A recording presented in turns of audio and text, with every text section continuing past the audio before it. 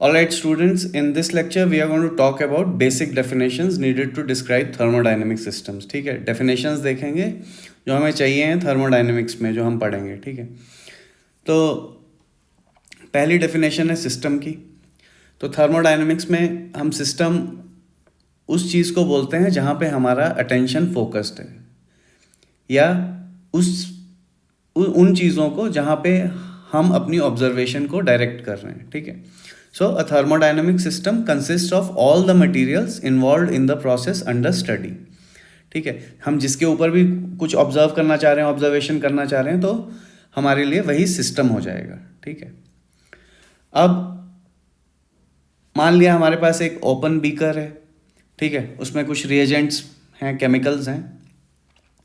तो इस केस में हमारा सिस्टम क्या हो जाएगा? इस केस में हमारा सिस्टम हो जाएगा जो कंटेंट है. ठीक है, जो यहाँ पे इस बीकर में केमिकल्स डले हुए हैं. ठीक है भाई, एक और एग्जांपल लेते हैं. अगर हम अपना अटेंशन फोकस कर रहे हैं इलेक्ट्रोलाइट सॉल्यूशन के ऊपर, ठीक है, which is with in an electrochemical cell, तो इलेक्ट्रोलाइट सॉल्यूशन हो जाएगा हमारा सिस्टम. या एक सिलेंडर और मूवेबल पिस्टन है. ठीक है, उसके अंदर जो कंटेंट्स हैं, ठीक है, एक गैस है फॉर एग्जांपल. ठीक है, तो हम उस पर अगर अपना अटेंशन फोकस कर रहे हैं तो हमारा जो सिस्टम है वो क्या हो जाएगा? The contents of a cylinder and movable piston. ठीक है, जैसे यहाँ पे दिखाया गया है. ठीक है, जो भी कंटेंट हो गया, ठीक है, एयर मिक्सचर हो सकता है, मिक्सचर ऑफ डिफरेंट गैसेज हो सकता है. तो ये हो गया सिस्टम. जहाँ पे हम अपना अटेंशन फोकस कर रहे हैं वो है हमारा सिस्टम. ठीक है भाई, क्लियर? ठीक, नेक्स्ट है सराउंडिंग्स. ठीक है, ये डेफिनेशंस बहुत ही सिंपल है. सराउंडिंग्स क्या हो गया? अब जो बच गया, जहाँ पे अब हमारा अटेंशन फोकस्ड नहीं है, यानी जो पूरा का पूरा यूनिवर्स है, ऑल द रिमेनिंग यूनिवर्स, पूरा ब्रह्मांड जो बच गया है भैया, वो क्या हो गया? सराउंडिंग हो गया. मतलब सिस्टम प्लस सराउंडिंग हमारा क्या हो जाएगा? यूनिवर्स हो जाएगा. ठीक है, system plus surrounding is are universe. Next बच्चों, हमारे पास आते हैं सिस्टम्स को हम क्लासिफाई करते हैं ओपन सिस्टम्स और क्लोज सिस्टम में. ठीक है, तो ओपन सिस्टम हम कब बोलते हैं? ओपन सिस्टम तब बोलते हैं जब वो मैटर एक्सचेंज कर पा रहा है. ठीक है, ठीक है भाई, अगर एक ऐसा सिस्टम है जो कि सराउंडिंग्स के साथ मैटर या मास एक्सचेंज कर पा रहा है तो हम उसे ओपन सिस्टम बोल देते हैं. अगर वो मास एक्सचेंज नहीं कर पा रहा है सराउंडिंग्स के साथ तो हम उसे क्या बोल देते हैं? क्लोज्ड सिस्टम्स बोल देते हैं. ठीक है, living cells are open system. अगर हम खुद को देखेंगे, ठीक है, a human being is an open system. ठीक है, क्योंकि वो मैटर एक्सचेंज कर रहा है, ठीक है, कॉन्स्टेंटली सराउंडिंग्स के साथ. सिमिलरली जो लिविंग सेल्स हैं वो भी क्या हैं? चाहे प्लांट सेल हो चाहे एनिमल सेल हो, वो भी क्या है? They are also open systems. ठीक है, जो सेल वॉल और प्लाज्मा मेम्ब्रेन है, ठीक है, वो अलाउ करती है एक स्पेसिफिक सर्टेन आयंस को अलाउ करती है अंदर आने बाहर जाने में. ठीक है, तो मैटर जो है वो एक्सचेंज हो रहा है. तो मैटर ही डिफाइन करता है बेसिकली कि एक सिस्टम क्या है, ओपन है या क्लोज्ड है. अगर ओपन सिस्टम होगा तो वो मैटर या मास एक्सचेंज कर पाएगा. क्लोज सिस्टम जो है वो मैटर या मास एक्सचेंज नहीं कर पाएगा. ध्यान देने की बात क्या है कि both open and closed systems can exchange energy with the surroundings. ठीक है, ओपन सिस्टम भी क्या करेगा? एनर्जी एक्सचेंज कर लेगा, और क्लोज सिस्टम भी है वो एनर्जी एक्सचेंज कर लेगा. नेक्स्ट आता है हमारे पास आइसोलेटेड सिस्टम्स. तो आइसोलेटेड सिस्टम्स में क्या है? आइसोलेटेड जैसा नाम से ही आइसोलेटेड. ठीक है, तो ये ना तो बेचारा मैटर एक्सचेंज कर पाएगा सराउंडिंग्स के साथ और ना ही एनर्जी एक्सचेंज कर पाएगा सराउंडिंग्स के साथ. तो ऐसे सिस्टम को हम क्या बोल देंगे? Isolated system. क्लियर है भाई? तो यहाँ पे हमने 3 एग्जाम्पल लिए हैं. देखो, एक चाय का कप है, ओपन सिस्टम, ठीक है, ढका नहीं हुआ है. ध्यान से देखें तो ये एस्केप कर रहा है. ठीक है, मैटर है, वेपर फॉर्म में ही है भले, लेकिन एस्केप हो रहा है. क्लोज सिस्टम में आप देख सकते हो कोई मास ट्रांसफर अकर नहीं कर रहा है, लेकिन धीरे धीरे चाय का कप ठंडा हो जाएगा. इसका मतलब क्या है? हीट ट्रांसफर अकर कर रहा है. और एक आइसोलेटेड सिस्टम है, अब हमने चाय को थर्मस में डाल दिया है तो भाई चाय में थर्मस गर्म ही रहती है. ठीक है, और जाहिर सी बात है कोई भी मास ट्रांसफ़र यहाँ पे अकर नहीं कर रहा है क्योंकि हमने उसे एक क्लोज्ड लिड लगा दिया. ठीक है भाई, ढक्कन लगा दिया इसका. नेक्स्ट हम बात करेंगे बाउंड्री ठीक है भाई, बाउंड्री के बारे में। तो देखिए, बाउंड्री की डेफिनेशन है कि interface between the system and its surrounding, ठीक है, उसे हम बाउंड्री बोल देते हैं। क्लियर है भाई? बाउंड्री क्या हो जाएगी? जो सिस्टम और सराउंडिंग के बीच में हम एक लाइन खींच देंगे, ठीक है, वो है बाउंड्री। अब बाउंड्री ही डिसाइड करेगी कि एनर्जी और मास जो है वो एक सिस्टम और सराउंडिंग के बीच में एक्सचेंज हो पाएगा कि नहीं हो पाएगा, ठीक है। बाउंड्री डिसाइड करती है कि सिस्टम ओपन है या क्लोज्ड है या आइसोलेटेड है, ठीक है भाई, ये बाउंड्री का काम है, ठीक है। अब थोड़ा सा बाउंड्रीज का एग्जांपल देख लेते हैं। अगर हम अर्थ का ओशियन जो है, ठीक है, उसे अगर हम सिस्टम माने, ठीक है, और रेस्ट ऑफ द यूनिवर्स क्या हो गया? सराउंडिंग हो गया। तो अब ज़रा देखें बाउंड्री कहाँ कहाँ है। एक तो बाउंड्री है बच्चों सॉलिड और लिक्विड इंटरफेस, ठीक है, बिटवीन द कॉन्टिनेंट्स, ठीक है। कॉन्टिनेंट्स में ऊपर तो है ही, यहाँ पे वो सॉलिड लिक्विड इंटरफेस हो गया, क्योंकि सिर्फ हम पानी पे ही फोकस कर रहे हैं, तो पानी और कॉन्टिनेंट, जहाँ पे मैं बीच में खड़ा हो गया, ठीक है, तो बीच में अगर मैं खड़ा हूँ तो मैं देखूंगा कि यहाँ पे तो मेरा ये सॉलिड है और यहाँ पे क्या है? ये लिक्विड है, राइट। तो इनके बीच में जो एक इंटरफेस बन रहा है, और यहाँ पे नीचे भी, यहाँ पे देखो, यहाँ पे भी सॉलिड है, ठीक है भाई, पूरा तो पानी नहीं है, तो यहाँ पे सॉलिड है और यहाँ पे क्या है? लिक्विड है। तो ये भी एक इंटरफेस है।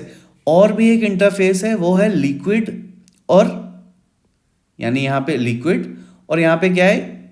एयर। ये भी एक इंटरफेस है। तो ये सारी की सारी क्या है? हवा है भाई, ठीक है। जैसे बीच में समंदर में अगर आप खड़े होंगे तो समंदर और जस्ट उसके ऊपर क्या है? एक हवा है, ठीक है। तो वो भी बाउंड्री है, ठीक है। तो ये बाउंड्रीज हो गई हैं हमारे पास, ठीक है, अगर हम एक ओशन को अपना सिस्टम मानते हैं तो, ठीक है। तो देख रहे हो अलग टाइप की बाउंड्री है। एक तो सॉलिड लिक्विड इंटरफेस है, एक तो वो बाउंड्री है, और एक क्या है?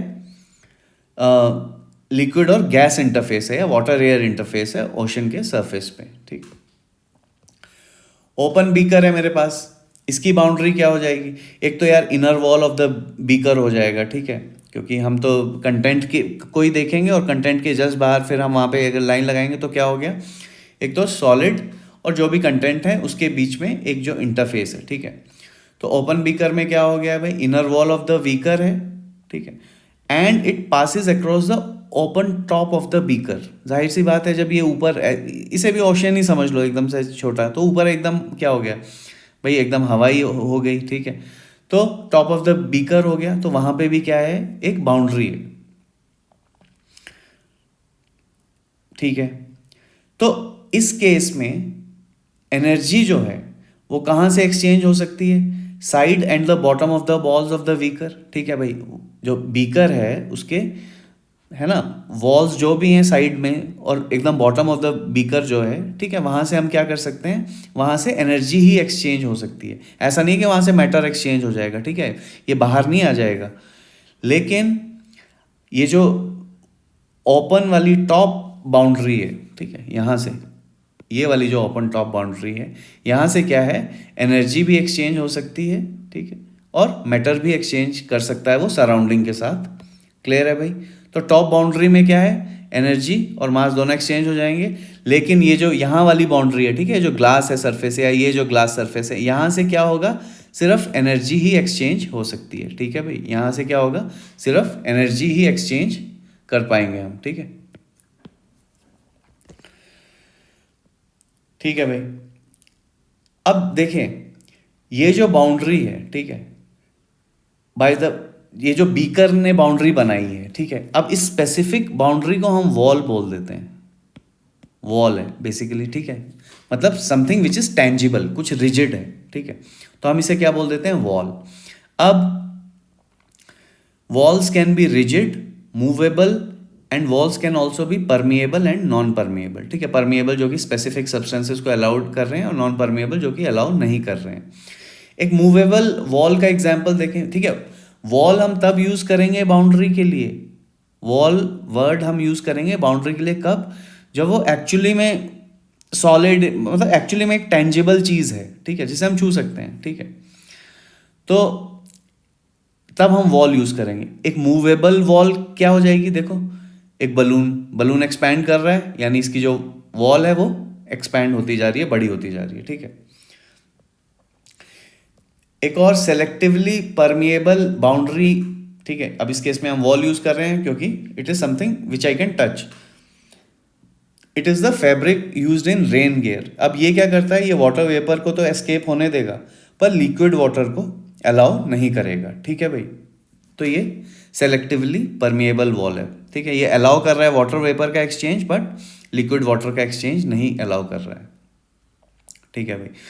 तो जब एनर्जी और मैटर एक्सचेंज करता है, ठीक है, तो ये काफ़ी इंपॉर्टेंट कॉन्सेप्ट है इक्विलिब्रियम के लिए, जो कि हम बाद में स्टडी करेंगे, ठीक है।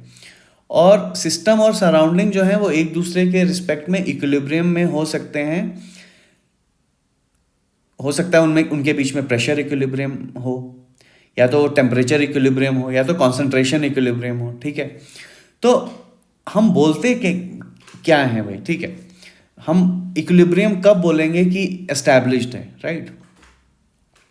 तो इक्विलिब्रियम भाई तब एस्टैब्लिश्ड है, थोड़ा सा ही इंट्रोड्यूस कर रहे हैं इक्विलिब्रियम यहाँ पे, ज़्यादा नहीं, क्योंकि एक पूरा चैप्टर है।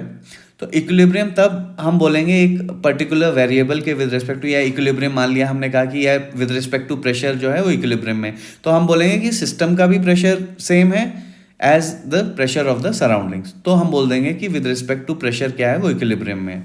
तो इसी को थोड़ा अंग्रेजी में बोलेंगे तो equilibrium is established with respect to a given variable only if that variable does not change with time and if it has the same value in all parts of the system and surrounding, ठीक है भाई। तो मैंने एक जगह पे major किया system में, तो मैंने देखा हाँ भाई प्रेशर 2 एटमॉस्फेयर है। मैंने सराउंडिंग में मेजर किया तो वहाँ पे भी 2 एटमॉस्फेयर होना चाहिए, ठीक है। तो एक तो वैल्यू उसकी सेम होनी चाहिए सिस्टम और सराउंडिंग में थ्रू आउट, और एक और चीज़ होनी चाहिए वो ये है कि विद रिस्पेक्ट टू टाइम वो वैल्यू प्रेशर की चेंज नहीं करनी चाहिए, ठीक है। ये थोड़ा सा हमने इक्विलिब्रियम का कॉन्सेप्ट इसलिए इंट्रोड्यूस किया है क्योंकि हमें थर्मोडायनेमिक्स में थर्मल इक्विलिब्रियम की हम बात करेंगे, इसलिए हमने थोड़ा सा बोल दिया है, ठीक है।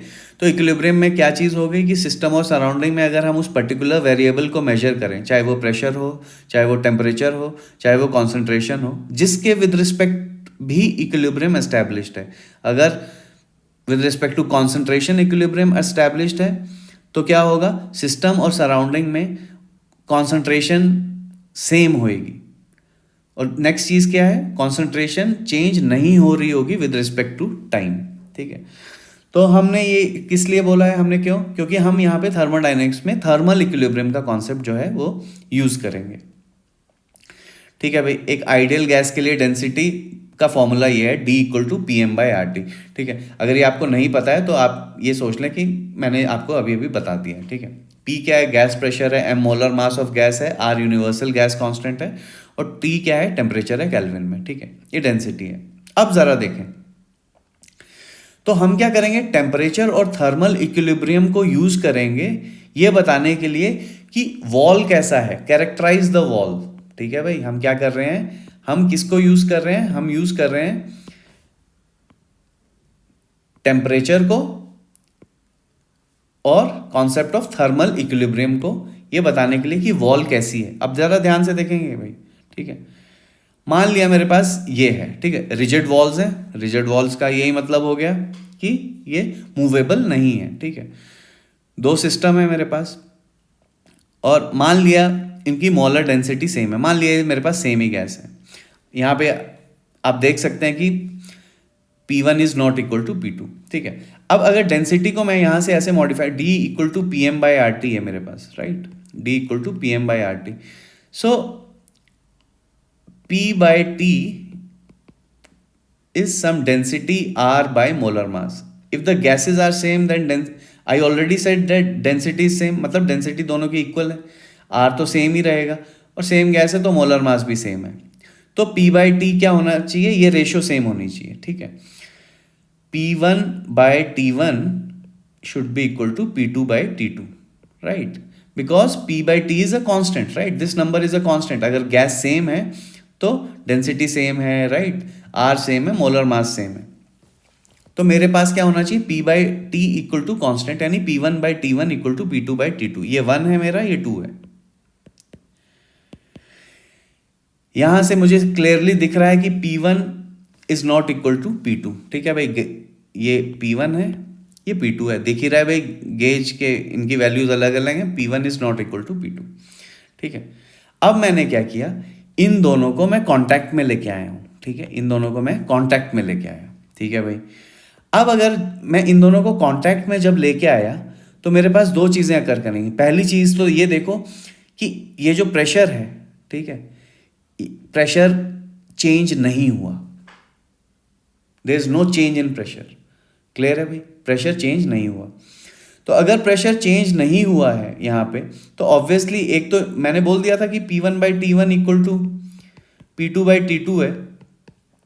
तो अगर P1 P2 के बराबर नहीं है तो यहीं से हमें पता चल रहा है कि टेम्परेचर भी है वो that is not equal to T2, T1 is not equal to T2, ठीक है।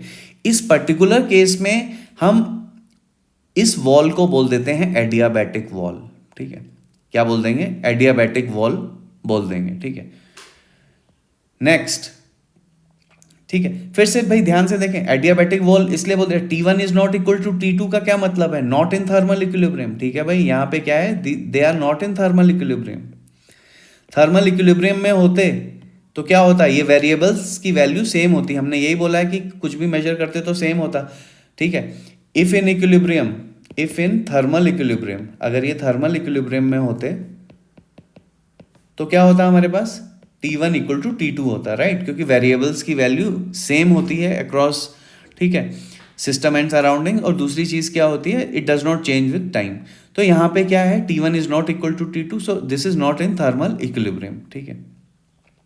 एक एग्जाम्पल है एडियाबैटिक वॉल का, coffee in a styrofoam cup with a styrofoam lid, ठीक है, कुछ भी एस्केप नहीं होने देगा, हीट देखो हीट एक्सचेंज नहीं होने देगा, ये बहुत ही सिंपल डेफिनेशन है। लेकिन अब देखो, अब हमने कैसे इलस्ट्रेट किया है इसे, ठीक है। हमने ये कहा कि हमारे पास क्या है, गैसेस हैं अलग अलग प्रेशर पे, और जो वॉल्स हैं वो रिजिड हैं, ठीक है, अलग अलग प्रेशर्स हैं। अब हम उन वॉल्स को पास में लेके आए, मैंने देखा कि उनका प्रेशर जो है वो सेम, प्रेशर चेंज नहीं हुआ, सेम ही रह गया, ठीक है, जैसा इनिशियली था, ठीक है। तो उस केस में हमने क्या यहीं से डिराइव कर लिया, क्योंकि भाई P1 is not equal to P2 है, तो T1 is also not equal to T2, so there is no thermal equilibrium है, ठीक है। क्लियर है, so they have different temperatures, alright. अब एडियाबैटिक वॉल्स के बीच में थर्मल इक्विलिब्रियम हम एस्टैब्लिश नहीं कर पा रहे हैं, ठीक है। हमने अभी भी देखा कि भाई नहीं कर पा रहे हैं, ठीक है, यहाँ पे नहीं था equilibrium, T1 was not equal to T2, ठीक है। और adiabatic walls do not allow the transfer of heat, ये ट्रांसफर ऑफ हीट को एडियाबैटिक वॉल्स अलाउ नहीं करती हैं, ठीक है भाई। मतलब अगर मेरे पास स्टाइरोफॉर्म कप है, स्टाइरोफॉर्म लिड के साथ, ठीक है, हॉट कॉफ़ी, अगर मैं उसे स्टाइरोफॉर्म कप में ही एक आइस वाटर है, ठीक है, अगर मैं उन दोनों को ऐसे मिलाऊंगा तो they will not reach the same temperature, heat जो है वो एक्सचेंज नहीं होगी, ठीक है। एक प्रॉपर अगर हमारे पास स्टाइरोफॉर्म कप है। सेकंड केस में क्या होगा, सेकंड केस में ये होगा कि प्रेशर इक्वल हो जाएंगे। तो मैंने ये बोल दिया था कि भाई P1/T1 is equal to P2/T2 है। अब यहां से हमें क्या हो गया, गिवन, ऊपर गिवन क्या था, P1 not equal to P2, यहाँ पे क्या है, हमने ये ऑब्जर्व किया कि प्रेशर सेम हो गए। तो अगर P1 इक्वल टू P2 है तो यहाँ से क्या हो गया, T1 is also equal to T2, यानी यहाँ पे क्या है, थर्मल इक्विलिब्रियम जो है वो एस्टैब्लिश हो गया है, ठीक है भाई, thermal equilibrium has been established. Thermal equilibrium जब एस्टैब्लिश हो गया है तो टेम्परेचर क्या हो जाएगा, सेम हो जाएगा। यानी कि जब ऐसा केस होता है कि जब थर्मल इक्विलिब्रियम एस्टैब्लिश हो जाता है तो हम उस केस में वॉल्स को कैसे क्लासीफाई कर देते हैं, उस केस में हम वॉल्स को बोल देते हैं दे आर डायाथर्मल वॉल। तो एक है एडियाबैटिक वॉल्स और एक है डायाथर्मल वॉल। एडियाबैटिक वॉल में क्या हो रहा है, हीट एक्सचेंज नहीं हो रहा है, ठीक है, अभी अभी हमने देखा है हीट एक्सचेंज नहीं हो पाएगा। Adiabatic walls do not allow the transfer of heat, clear है, ठीक है। डायाथर्मल वॉल्स क्या होंगे, दे कंडक्ट हीट, ठीक है, यहाँ पे लिखा हुआ है डायाथर्मल वॉल्स क्या करेंगे, they will conduct the heat. अब एक गर्मा गर्म कॉफ़ी है भाई, उसे कॉपर कप में अगर मैंने रख दिया, ये टर्किश में ऐसे ही चलता है, पिलाई जाती है आपको कॉफ़ी, तो यार क्या होगा भाई, इसमें जाहिर सी बात है थोड़ी देर में वो ठंडी हो जाएगी, ठीक है। ऐसा इसलिए हुआ क्योंकि हीट जो है एक्सचेंज हो जाएगी, ठीक है। Copper cup is a diathermal wall, ठीक है, because the walls are diathermal the coffee will quickly reach room temperature, ठीक है भाई। फाइनल चीज़ है कि इन सब तामझाम से हम क्या कर रहे हैं, हम एक ज़ीरोथ लॉ ऑफ थर्मोडायनेमिक्स बता रहे हैं, ठीक है।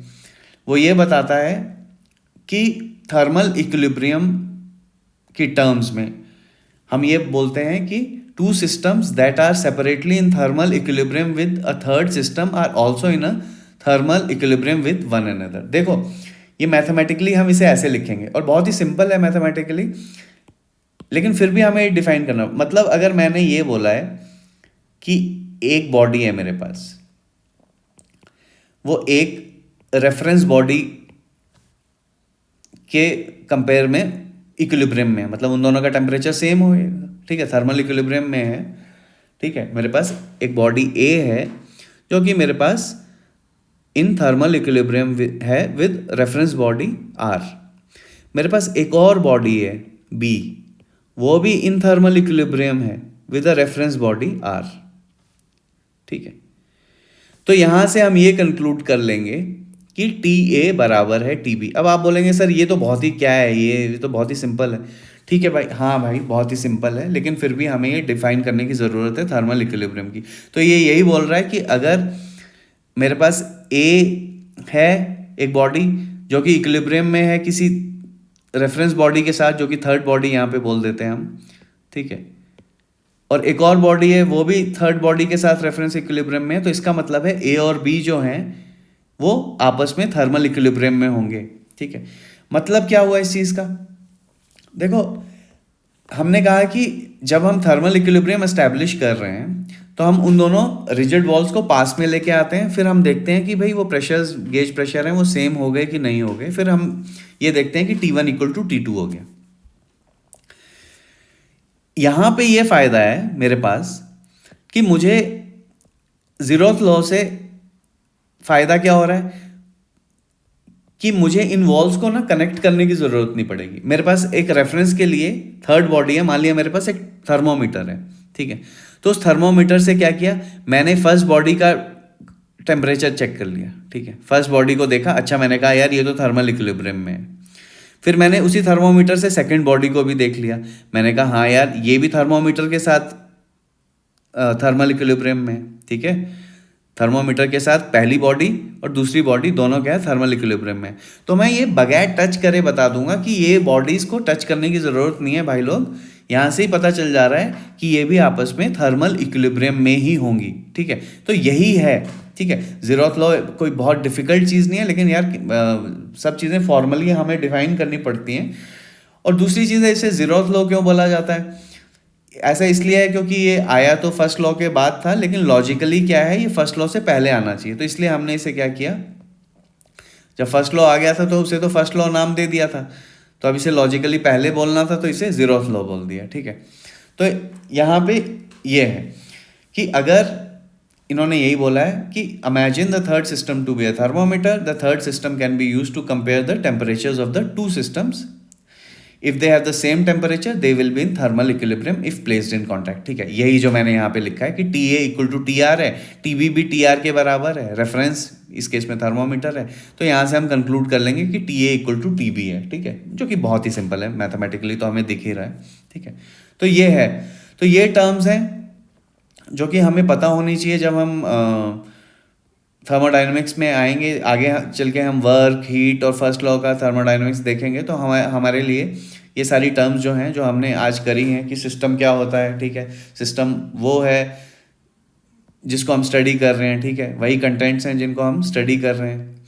फिर हमने डिफरेंट एग्जाम्पल देखे सिस्टम के, ठीक है, एक बीकर फुल ऑफ रिएजेंट्स देख लिया है, ठीक है, electrolyte solution in an cell, ठीक है, ये contents of a movable piston, ठीक है, एंड अ सिलेंडर, ये जो अंदर डॉट डॉट हैं, ठीक है, ये हो गया मेरा सिस्टम, यहीं पे मैं फोकस्ड हूँ, ठीक है। तो ये गैस जो है, ठीक है, यहीं पे फोकस्ड हूँ मैं, ठीक है। फिर सराउंडिंग हमने बोल दिया कि जो बच गया वही सराउंडिंग है। ओपन और क्लोज सिस्टम हमने कहा कि मैटर जो है अगर एक्सचेंज कर लेता है तो ओपन है, क्लोज्ड है मैटर एक्सचेंज नहीं कर पाएगा। ओपन सिस्टम और क्लोज सिस्टम हमने कहा दोनों ही एनर्जी क्या करेंगे, एक्सचेंज कर लेंगे, ठीक है, ये इंपॉर्टेंट चीज़ है, ठीक है, ठीक है। Both open and close system can exchange energy with the surroundings. Isolated में कुछ भी एक्सचेंज नहीं कर पाएंगे।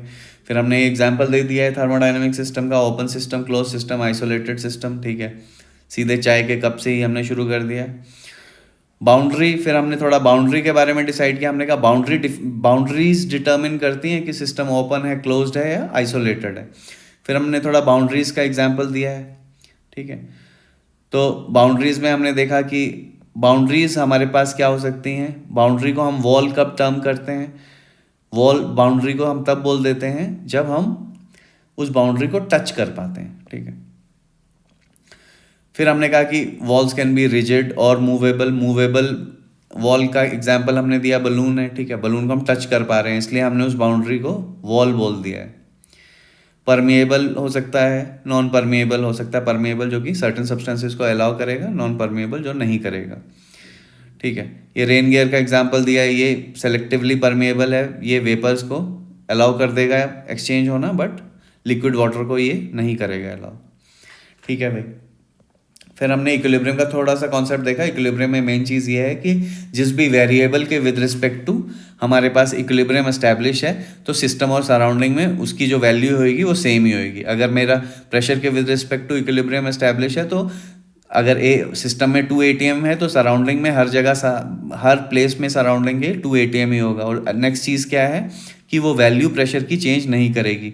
अगर with respect to temperature equilibrium established है सिस्टम और सराउंडिंग में, तो जो सिस्टम का टेम्परेचर है वही सराउंडिंग का टेम्परेचर होगा। कहीं पे भी मेजर कर लो सराउंडिंग में या कहीं पे भी सिस्टम में मेजर कर लो। और नेक्स्ट चीज़ क्या होगी, वो टेम्परेचर चेंज नहीं होगा विद रिस्पेक्ट टू टाइम।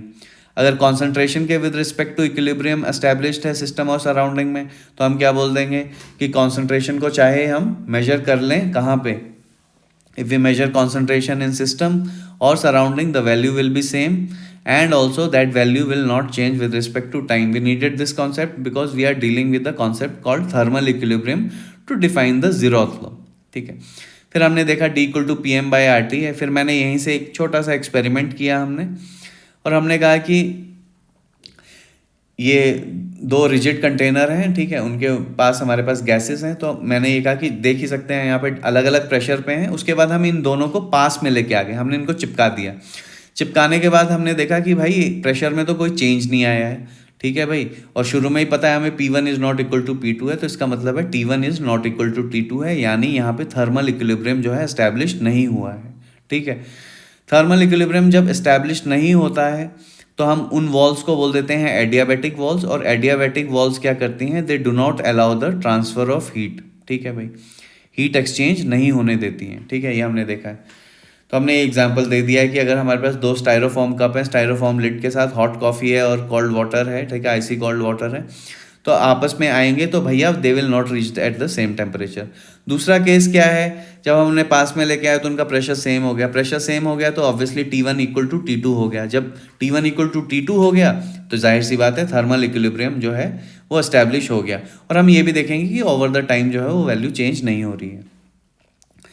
अब इस पर्टिकुलर केस में क्या बोल देंगे हम कि ये जो वॉल्स हैं ये क्या हैं, दे आर डायाथर्मल वॉल, ठीक है भाई। ये जो वॉल्स हैं इनकी, ये जो वॉल हैं, ये जो वॉल है, ये वाली जो वॉल है वो क्या है, it is a diathermal wall, ठीक है भाई, डायाथर्मल वॉल है, ठीक है। और डायाथर्मल वॉल क्या करती है, it allows the exchange of heat, ठीक है, ट्रांसफर ऑफ हीट जो है वो पॉसिबल है डायाथर्मल वॉल्स में, ठीक है। एक एग्जांपल हमने ले लिया, हॉट कॉफ़ी है, उसको कॉपर कप में हमने रख दिया है, तो क्या हो जाएगा भाई, कुछ देर के बाद वो इक्विलिब्रियम पे आ जाएगा, वही टेम्परेचर अटेन कर लेगा जो कि सराउंडिंग का होगा। फिर वहीं पे फिर वो वैल्यू चेंज नहीं होगी, ठीक है।